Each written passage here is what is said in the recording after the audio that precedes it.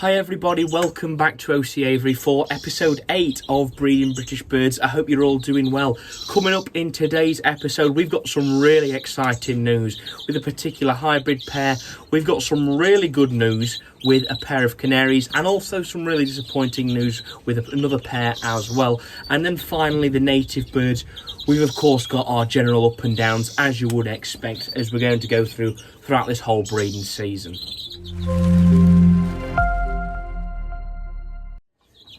The Redpolls this past week have really been quite up and down. We've had our fair share of good news and we've had our fair share of bad news as well. The pair of normals we looked at last week, their chicks had hatched over the weekend. Really good things from those guys. Well, we've got 2 chicks now. I've rung the chicks as well, and they're doing generally quite good. The parents are feeding them well. There was originally 4 chicks, however, as you would expect, a lot to happen with birds is that they're going to start sitting on their eggs somewhat early before they've finished laying all the eggs. So they sit on day 3 where the 3rd egg is laid, but there might be 5 or 6 eggs in that nest. Now, we had 4 chicks, 2 that had hatched quite early and 2 that hatched later on. Sadly, we did lose the 2 that was small. We lost one sort of quite early on, about 3 days in, and then the following one was actually just this morning. Sadly, we just lost it. It was not being fed enough. Now, I had tried topping it up. I'd done all sorts of things, but the chick really didn't take well to it. It was a shame. But the good news is we do have 2 very healthy looking normal Redpoll chicks. So really nice to see from those guys. Behind the camera we have a pair of cinnamons. We have a cinnamon cock with a cinnamon cobalt hen. Her chicks have hatched over the past day. There was 4 eggs. We had 2 hatch. 2 chicks are doing very well. They both look like cinnamons, both hatched with the plum coloured eye. So I can only imagine it is cinnamon from that pairing. You might get cinnamon cobalt in there as well. So quite nice from those guys as well that we've got some more chicks coming in that are just a day or 2 old. We've also got some more chicks due from a normal cross cobalt pair which are due over this weekend. So hopefully some more Redpoll chicks joining us over the next week or so. And we have also added some eggs under another hen. The cinnamon hen has relayed her clutch, which has been sat now a few days. So we're going to check if they're full over this weekend as well. And then we need to look for a suitable option as to who's going to foster these eggs, whether it be a canary, whether it be a different Redpoll, because this mother particularly doesn't like feeding the chicks, which is a shame. Redpolls are naturally going to be birds that breed rather later on in the season. We don't really expect the first nests until coming into May, and then of course that will then extend through as pairs get older, the hens reach sexual maturity, all sorts of different things. Now, what we have had happen is 3 of our pairs have just shown no interest at all in going to nest. I would expect it now that we are coming to the end of May, so what I have had to do is just make a few changes, and I'm talking very minor changes here, and it's simply been changing the nest sites. Just a completely different style of nest and see if they take to it. So I've changed the nest liners. We've gone from a cocoa fibre nest liner to sort of a sisal rope liner. The top pair here are really enjoying it actually and have begun to start taking material in there. The other 2 pairs are showing interest, and I think just a change in liners can, fix it for these pairs, and hopefully we might breed off them. So pretty good there, and hopefully we might have some results from those guys. So it's 6 of our 9 pairs this year that I've started doing something, showing some interest. 3 of our pairs that we still need to just get quite right. I've also just changed a few little supplements that we've been giving them. We give them supplements in case there's anything missing from the diet. This is not to replace anything, but it's to make sure that they've got it if they need it. So what I have thought is just to make sure that they are in condition, they are in good condition as well.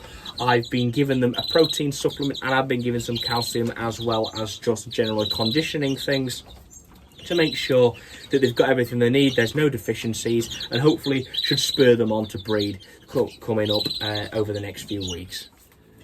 It's been quite a good week for the Greenfinches, to be honest. We've seen some really good developments and we've seen some really promising signs as well. So we've got our young birds that fledged about 2 weeks ago. They're doing super now. They're up on the perches there with the parents.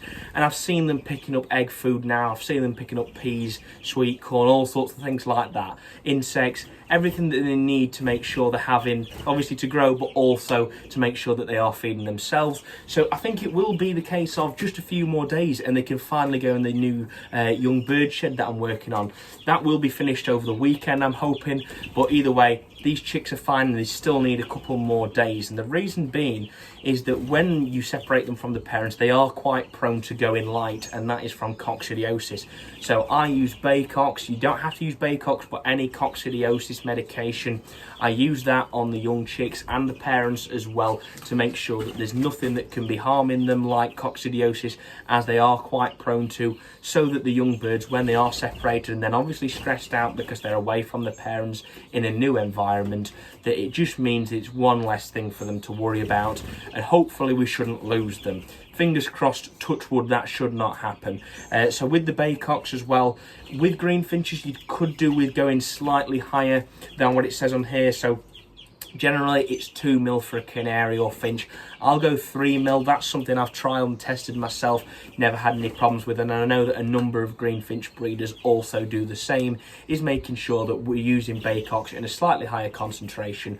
The youngsters aren't going to suffer from coccidiosis. Now, that's really good from that pair. We've got another pair that have got 3 chicks. We rang the chicks about a week ago now. They're doing brilliant. The parents are superb. Feeding them, we're having no problems with that pair, touch wood at the moment anyway. So really nice signs from those guys. So that's 3 chicks in the nest and 3 on the sticks. So we're getting there now with the greenies. They're starting to tick over, and hopefully some more on the way. Speaking of which, we've had some more hatch just today. We've got a pair which is a hen that I bred last year with an outcross cockbird. We brought in a young cockbird. The first clutch, could have been 2 clutches, were clear of this pair. Now finally we've had a full clutch. She's got 6 eggs under her. The first 2 chicks have just hatched today. So really good news with the Greenfinches, and they're getting on well so far. So fingers crossed, all keeps going well with them. It's great to see that we're having some success with them, and I hope if you are breeding Greenfinches this year that you are having success with them too. This past week has been really quite weird with our canaries. I must admit, we've had really good things happen. We've had some really bad things happen as well. So we're going to have to just get the sadness out of the way. The pair of Razzle Canaries, we saw last week that they had hatched 5 chicks. There was a mix of Irish in there was a mix of Razzles in there because we'd had to foster some eggs. They were doing brilliant. The parents were doing a superb job. I couldn't fault them. I couldn't think of anything else better that they could do. They were feeding them so good, and I was really pleased with it. Well, we've lost all 5 chicks this week, and it's been really quite a shocker, to be honest, because I wasn't expecting it at all, considering how good the parents were. And it's difficult to what to put it down to. Now, I don't make excuses. I look at it how it is, and I look to see how I can best improve to make sure that this doesn't happen again. To be honest, I can't see anything wrong with how I've been doing everything. The parents have been feeding. I've been giving them fresh egg food every day. They've been getting pearl morbide. They've been getting peas. They've been getting a few little insects in there as well. There's been no problems and nothing different to any of the other pairs, other than this pair, for some reason, lost all the chicks. Now, the only thing I can put it down to, and like I said, I don't like to make excuses, is the weather. We've had a real big mess of weather, to be honest, over this past week. We've had days where it's been 20 and it's been lovely and sunny, and it's, sun's rose rather early. It's been quite light all day.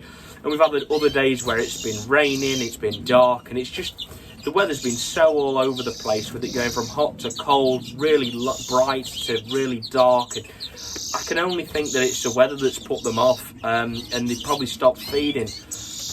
I've never had that happen before with canaries, and maybe you have had something similar. I know a number of people on various forums and groups on Facebook had said that they've had rather bad weeks over the past week or so, and they're putting it down to weather, and I think that I've suffered the same there. So it's a shame.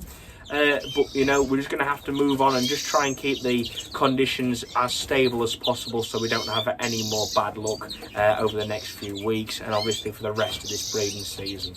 But of course, with that being said, that doesn't mean that everything has gone wrong this week with the canaries. We've actually had some really good things happen this week. So we've had a number of pairs go back to nest. The Portuguese are on 4 eggs, and a special egg I'll tell you about soon.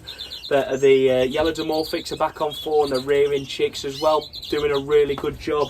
The yellow egg opals, I mean, they're just fantastic parents. The chicks have grown up so much, they're about ready to fledge now. We've got 3 which are, as I would expect, rather silver chicks, and there's one that's a little bit more yellow. Not sure why, possibly a yellow bird, and the others are buffs, I'm not sure. But we'll see what it molts out like. But either way, really quite promising from the Canaries overall this week. And just saying that, the Norwich we've had a really good week with, and finally we've got some full eggs from the Norwich. We've got a clear white with a clear yellow bird. Brilliant news, we've got 2 full eggs from that pair now. They're only about 5 or 6 days in development. I did check because she had thrown one on the floor, but there's 2 more that are full. So what I'm going to do is foster them out in the next week or so. I'm probably going to put them under the pair of yellow dimorphics that have already reared well for us this year, and hopefully, all going well, we might have some young Norwich on our hands within the next week or so. And of course, we've also got the cinnamon and green pair. Built the nest, just not laid yet, but to be honest, I'd written her off for the rest of the season after she broke a leg. Even just to build the nest is fabulous, so we'll see what she does, and if we end up where we have to test some eggs under her, see if they're full, or if she does lay. Either way, I'm happy with that. So really quite good news with the Canaries this week. And we've had some more chicks hatch as well, some more yellow agate opals, and we've fostered a few out under the yellow mosaic pair. We've had another yellow mosaic pair with one of their own chicks and a yellow agate opal chick, and a pair of Irish with a couple of their own chicks and a yellow agate opal as well. So really good news with those guys, and overall a good week with the Canaries if you forget about the Razzers. Now, I mentioned the weather being something that's probably put the birds off a lot. We need to make sure that stuff stops happening, which is happening, and we know why we're getting birds eating eggs, why we're getting birds stopping feeding chicks. And I think the weather is one of the main things, but I always look at the diets as well. Are we missing something? Is something not quite right? Do we need to add something? For example, over the past 2 weeks, I have been trialling giving calcium to the bully pairs, which have been eating eggs. Now, I must say that actually we haven't had a change. They have continued to eat eggs. I've been giving them calcium through the water and in pearl mortar bide as well. But what I've been doing now is giving them a few different supplements, and that's what brings us to this week's sponsor, Sam1 Bird Products. This week's episode is kindly sponsored by Sam1 Bird Products. Sam has kindly sent me a variety of his bird keeping products and his own custom t-shirt to help me out for this year's breeding season. The products he sent me out include his Odyssey protein supplement, his notorious fertility supplement, his own pure gold multivitamin tonic, and his own Oblivion red mite control, just to name a few. I'm looking forward to seeing how the birds respond to these supplements, obviously something that they haven't had before, so hopefully some positive signs from that. And something especially that I am looking forward to using is his red mite control. It's an ingestible supplement, so something that can directly affect the birds rather than the exterior cleaning products that you may see a lot more of on the market. Not only does Sam1 stock various supplements like these, he also custom builds aluminium and plastic flights and cages. So something that I'll be looking for come in the winter as we do our new bird room. So if you are interested in any of these supplements, or you would like some aluminium or plastic cages or flights building, be sure to drop Sam a message. I'll leave a link in the description to his website as well, and he also has Facebook, so you can contact him via there as well. Also, make sure you check out his special offers page on his website, because he has some brilliant packages on there, including a breeding package and a red mite prevention package. Of course, remember guys, once I've used these for a few weeks, I'll give you an update on them. I'll tell you how I found them, and I'll tell you exactly, once again, where to get them from. So, massive thank you once again to Sam1 Bird Products for sponsoring this episode of Breeding British Birds. What a week we've had with the hybrids, honestly. This week has just been brilliant for those guys. We've had eggs from every pair. We've got a Redpoll bully pair. They've had a couple of eggs. We've had eggs from the other Redpoll bully pair, and we've had eggs from the Greenfinch bullfinch pair. Well, guess what? We've got a full egg. Finally, we've got a full bullfinch hybrid egg. When I saw the egg was full, I was, had to sort of check, make sure, I wasn't dreaming anything like that, because I was honestly quite surprised. The Redpoll bully has produced us a full egg, and it is this pair, I believe. I put the egg under a Portuguese Harlequin when I set her eggs, and we've got a single Redpoll bully egg developing. The other 3 eggs that this pair did lay went on another pair and they were clear. But we've got a full egg. I'm gobsmacked because obviously they're very difficult to breed, and just the fact that we've got a full egg just gives me some confidence that this pair's working. They've clearly mated and clearly it's been successful, and they are somewhat compatible. Now let's just hope that that's one of many, but let's just try and get one first. So I am honestly over the moon with it. I am so excited that we've finally managed to get a full egg from a hybrid pair anyway, especially it being a bully hybrid pair. So super excited with that, really good news. And let's just keep us fingers crossed, toes crossed, touch wood, all goes all right, and we might have a Redpoll bully on the way. For the greeny bully pair, they're sat on 5 eggs. They've been sat about a week. I need to candle them, but I'm keen to not disturb her while she's been sat on the nest really quite tight the past few days. Just hoping there might be a full egg in there as well. I don't know, we'll see, and you'll find out in next week's video, especially when we come to candle that egg. So previously we've seen that we had some young twites hatch. The pair had got 5 eggs, all 5 were full. We had a couple dead shell, and we had 3 chicks hatch. We spoke last week about this. We did lose 2 chicks, just hatched a few days later. The parents didn't rear them as well, but what we do have is 1 chick, and that chick is doing exceptional. It's doing really well, and I'm very pleased with it. We've rung it now. It's a B-size ring for a twite, very, the same as a Redpoll. They're very similar to a Redpoll anyway as a bird, so as you would expect, a B ring. The chick's doing superb. The parents are doing a really nice job of it, and we're starting to get, those feathers coming through on that one now. I'm hoping by next week's episode it may have left the nest. I'm honestly not sure yet. Considering it's the only bird in the nest, it is does hide itself a lot, so I don't see it much. And obviously I'm keen to not handle it as much as possible, only when I need to ring it or check if there's something wrong. Now, what we are feeding the young twites on, or the parents on, is a mix of egg food. So they're getting the general egg food mix. They're getting pearl morbide, and I'm soaking the pearl morbide with calcium, with a calcium supplement in the water.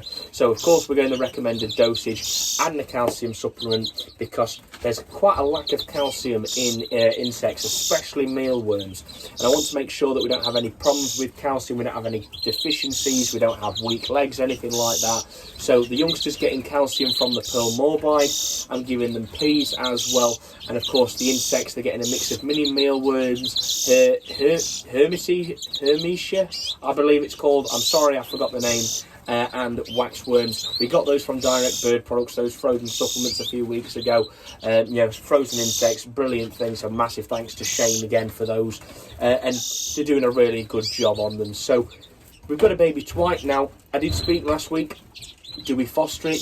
Does it go under something else? However, I think it might be a bit too late now anyway. But what I did decide was that the best thing we could do was make sure this young twite was reared as successfully as possible. And I did think that if we put it under a canary, we could risk losing it if she doesn't take to it or there's anything like that. Or it could just decide not to feed because it doesn't recognise the canary as what it would believe to be its mother. So I just thought we'll get this one young twite reared by the twites. Hopefully they'll do a good job, which they are doing, and then we'll let the twites go another round and maybe we'll get some more youngsters from them that second round. So here's my mate, the Greenfinch hen. She's obviously, she's took to me as a mate. She's a hand-reared bird, and we've had her separated from the cockbird anyway a few weeks now. She's been getting on fine, she's been doing well, and what she has started doing now is building a nest. Finally, we've started to get some sort of action from them.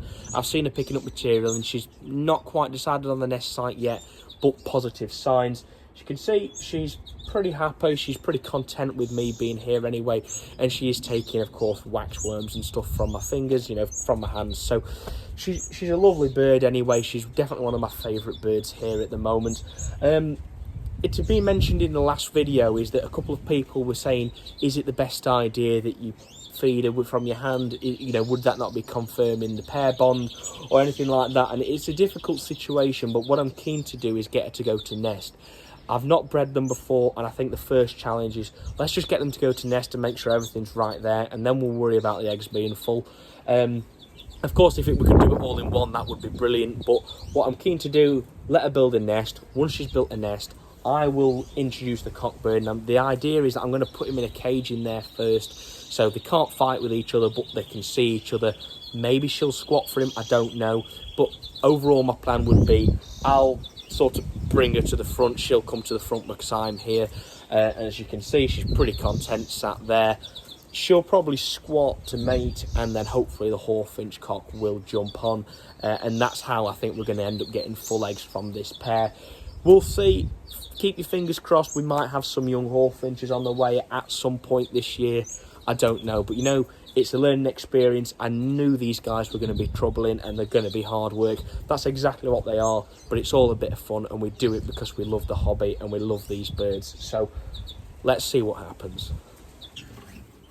So there you are, everyone. That's the British birds this week and the Canaries this week. Really up and down, really exciting news, obviously, with the hybrids, that we might have a Redpoll bully on the way. The egg's full. I did candle it when I candled the Portuguese that were about 5 days. The reason I did it is the hen was off the nest, and I thought I'll quickly put the torch to it, and it was full. But, you know, I'm going to have to give it a few more days now. I do not want to be disturbing it whatsoever. Just keep your fingers crossed that we might have it on the way. And of course, the parents are laying more eggs at the moment, so let's hope that we could possibly get another full egg or two. It would be nice if we could get, you know, even just one to the sticks would be nice. So we'll see what happens.